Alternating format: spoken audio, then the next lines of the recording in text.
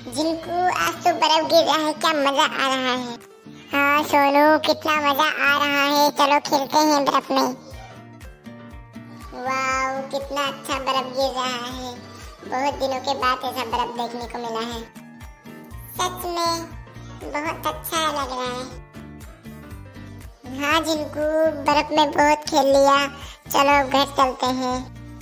नहीं, थोड़ी देर और खेलते हैं ना। नहीं, मम्मा मारेंगी, जल्दी चलो। ठीक है, चलते हैं। मम्मा हम आ गए। मम्मा ये आपको क्या हुआ, आप गिर कैसे गई? मम्मा मम्मा।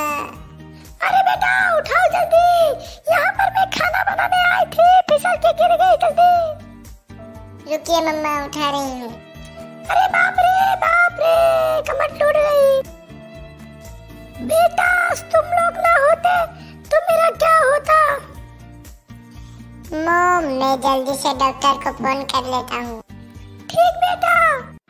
अरे डॉक्टर साहब जल्दी आइए, मेरी मम्मी गिर गई है, मेरे घर पे आइए जल्दी। चलिए माँ, मैं आपको कमरे में छोड़ देती हूँ। ठीक है बेटा। और आप लोग सुनिए, इस वीडियो को लाइक करना मत भूलिएगा और हमारे चैनल को भी सब्सक्राइब कर दीजिए, युवराज अवधी कार्टून। फिर मिलेंगे अगले वीडियो में, बाय बाय।